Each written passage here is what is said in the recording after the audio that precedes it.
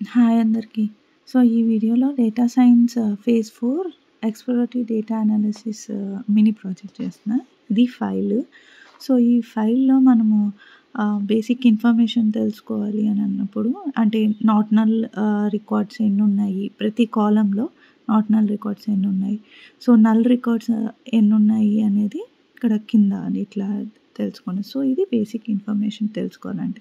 So, describe అని పెడితే మనకి తర్వాత ఏందంటే సమ్మరీ స్టాటిస్టిక్స్ అంటే న్యూమరిక్ కాలమ్స్ మీద count, unique values, top values, frequency అవి వస్తాయి.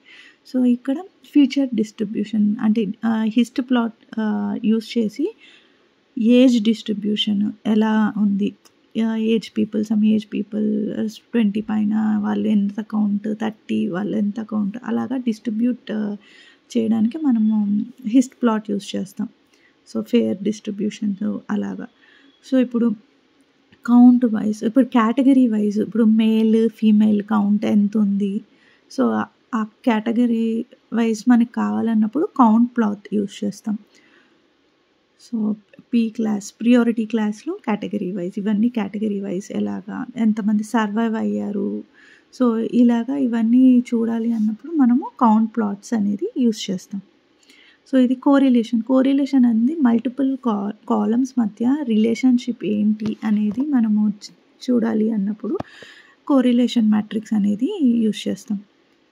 సో, తర్వాత box plot. So, box plot కూడా అంతే. సమ్ ఫ్రీక్వెన్సీ బట్టి యూజ్ చేయడానికి ఇట్లా చూడ్డానికి ఇప్పుడు బాక్స్ ప్లాట్ యూజ్ చేస్తాం. ఇంతకుముందు మనం కౌంట్ చెక్ చేసాం, మేల్‌కి ఎంత కౌంట్ అని. అలా కాకుండా మనకి ఈ సర్వైవ్ అయిన వాళ్ళలో ఎంతమంది మేల్స్ ఉన్నారు, ఎంతమంది ఫీమేల్స్ ఉన్నారు అనేది అక్కడ క్యాలిక్యులేట్ చేసినాక దాన్ని ఇన్పుట్‌గా తీసుకొని మనం బాక్స్ ప్లాట్ యూజ్ చేసి క్యాలిక్యులేట్ చేయాలి. సో, ఇవన్నీ ఒక ఇన్సైట్స్ ప్రింట్ చేయాలన్నప్పుడు ఆ ఇన్సైట్స్ అంతా మనం అక్కడ పెట్టి